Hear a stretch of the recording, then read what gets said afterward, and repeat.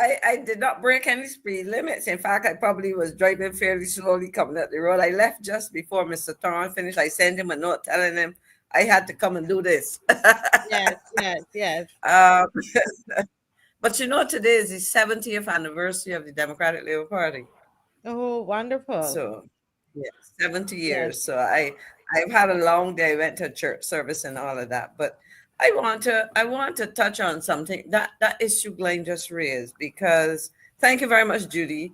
Um, But Miss I McLean, Hmm, before you okay, touch on that, okay, you were in that room in that auditorium at Alexandra School today, this evening, right? Talk to us about the energy in the room and there, there, talk to us about what there, happened there in there there. was there was there was quite a bit, especially I noticed somebody mentioned Mr. Phillips. This is the first time I've heard him speak in a meeting. Like, that was his first speech, and I found him interesting. He seems to have, usually a first timer, you're a little um, timid or whatever, and so, but it was quite interesting. But I will tell you, you have a saying in Jamaica: small but talawa, talawa, talawa, Liquor, lickle, say lickle, lickle, lickle. liquor, but your talawa. Now that is, Felicia, explain to Glenn and the others what it means. I Guy I knows. know, yes. You're That's right. small, but you pack a big punch. Right. And I think that was the feeling. In fact, I will tell you, I noticed you had a clip on there, but one of the members of the party, Esther is her name. I think she comes on this show sometimes. She was in tears after listening to Felicia. And I think Comrade Thorne recognized that and mentioned. I mean, I think she was so moved by the passion. But you see, Barbadians are familiar with Felicia Dujon in her Mm. championship of children's causes. So for a lot of us, it's not, we were hearing her long before she was in active politics in Barbados. So, but when you see little people like us, it's Glenn, these I little I women. I oh, little, I wouldn't know being little at all. But these little women in stature. And Oh, okay. the interesting thing is, I always used to hear my older sister and my first two sisters say that as you get older, you get shorter. And I have actually discovered in my last physical that I have actually shrunk a little bit, and I'm What? not tall to, yeah. So but it was I think the energy was there. I mean, Glenn would know more about things Yeah. political than me, but politics is an interesting thing. You have what are considered, what was the word I want, in terms of constituencies that are,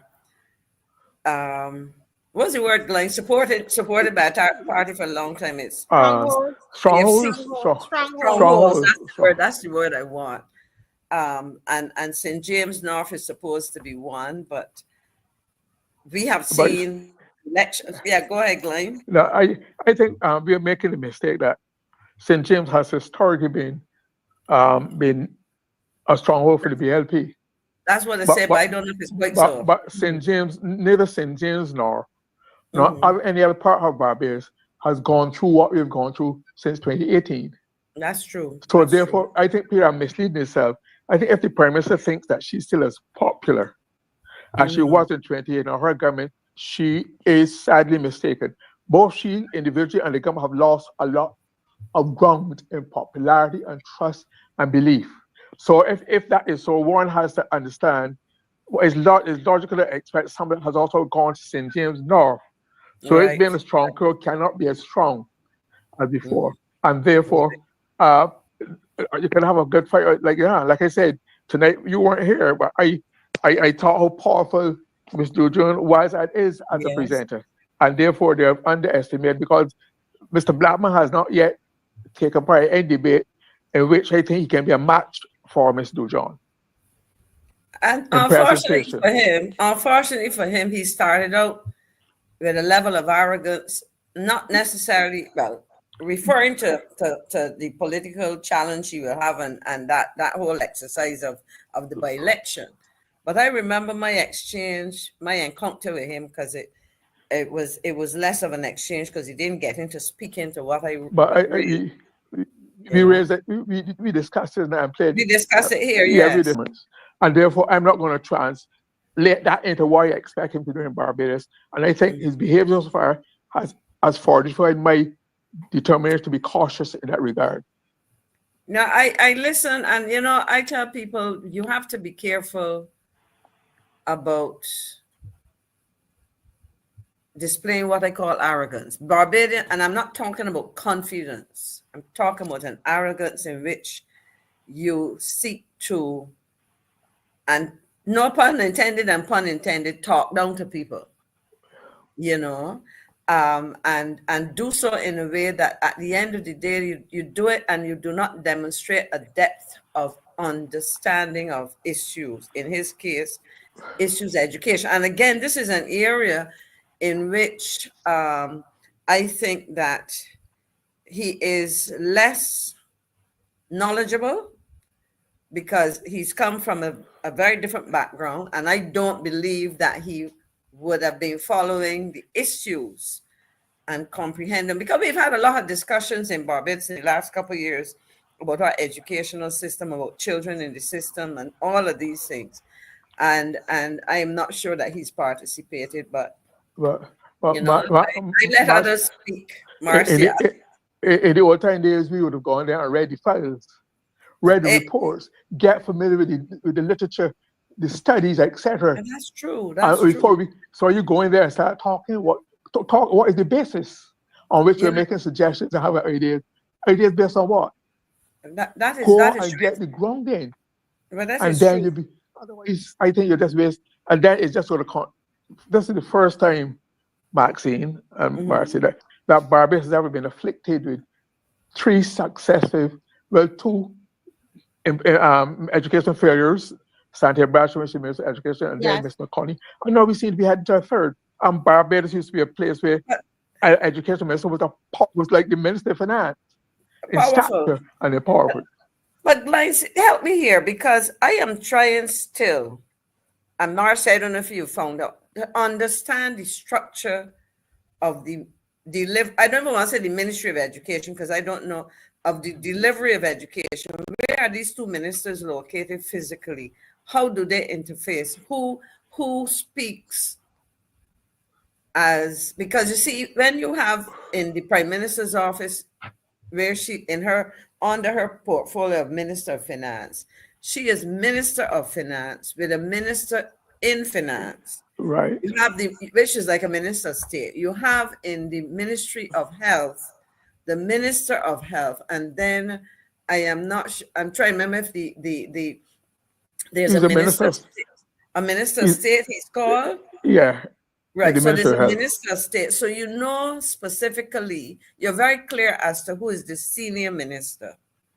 But in this case, I'm trying to understand it, and how on a day-to-day basis there is, because there's some issues that intersect. If I think that may be the word, because you have nursery, nursery, primary, and secondary. And then tertiary. You have tertiary and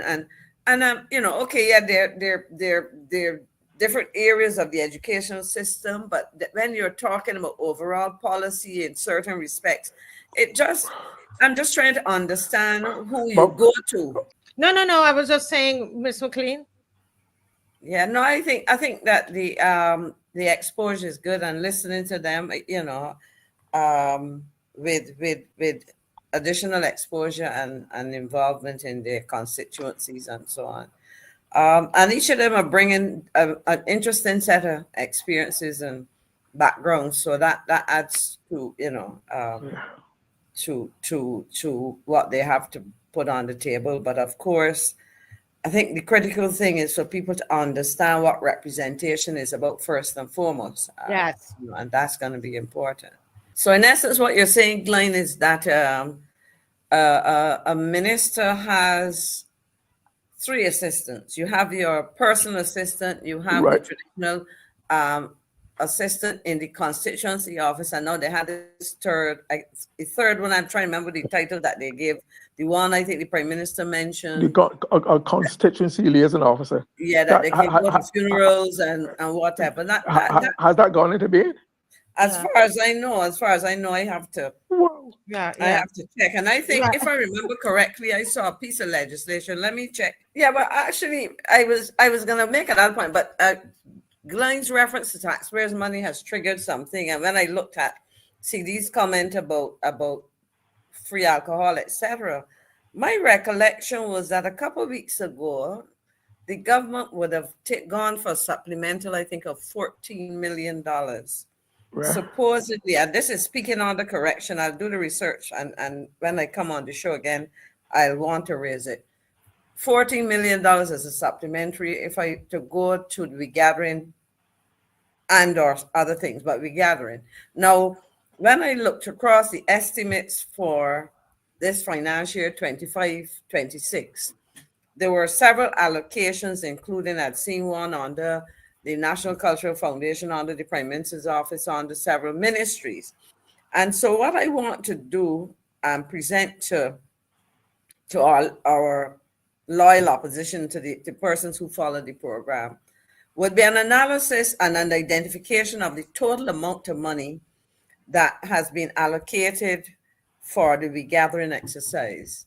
And I'm going to compare it with something because I want to, and in doing that, I want to see if I can get some information, if at all, on the numbers of Barbadians who have come home so far, because we've had January, February, March, we're into April, that's 4 months, and May would start a new parish exercise. St. John. St. John Right. is May. So Right. so that would be I'm looking, so then that is 1 month. The end of May would be 1 month shy of half of a year of celebrations. And I want to look at that in relation to the 50th anniversary. And I chose that because I was very much involved in chairing the coordinating committee. And that was a year-long celebration in which we had dramatic productions. We had a whole range of activities. Because when I heard that ad and I heard Mr. Young, I was laughing, but then I thought of food as somebody, free food, free music, and so on. And well, they're not going to St. John as far as I know for that celebration. But my question is, on what are we spending these large sums of money? Because if I remember the budget for that year of activities, and I will pull up the list of things that were done, some of those things are captured for posterity, etc. For that year of celebration, it was about $6 million. Yeah. And here we have, so in other words, are we spending money to celebrate Barbadians coming home, or at the end of the day, are we having the equivalent to a number of queue in the communities and other fetes and so on for Barbadians at home under the guise of, Glenn? I don't know if you have it. I think, and we have a minute to 10. Okay, Okay. I think they're camouflaging. I think they're, when they had the first gathering, I challenged somebody on the phone I was on a calling program, and I challenged them to tell me what is the budget. And they said there was no specific budget. What they were taking money from different ministries to provide the money. I suspect that figure you saw is only one side of the figures, that some of the other ministries are also carrying some of the costs of the gathering, and therefore it could be much more than $14 million. Correct. You're correct, because there was a supplementary, which meant that they had started from last year, right? And the supplementary was about 14 million, but then there's an allocation. Right. There are allocations, the allocations across ministries, because I remember starting to sum them up. So I think it'd be useful to really look at that, because it is in the context of all that we are talking about, it's an extraordinary amount of money. Yes, under the East Coast Bram, I suppose if it was part of the St. Joseph activity would have been paid for, but it is a lot of money. And my question is, what are we getting? Are we seeing Barbadians come home? And then, there were some numbers that, you can look, and then I can go back to other events in which we sought to attract Barbadians in diaspora events. So it's just significant. So as we were talking about the fetting and the whatever else and the Bamsi being left behind and the And undertaker. you mean and the walking up?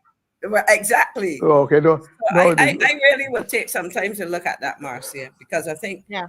we need some accountability, and the truth is, I'm not sure. Well, we wait and see how things will go well, you would have to wait till next year or year after to have that audited. So, Yes. yes, Yeah. Carol, it is still on. It's supposed to be a 1 year thing, parish by parish.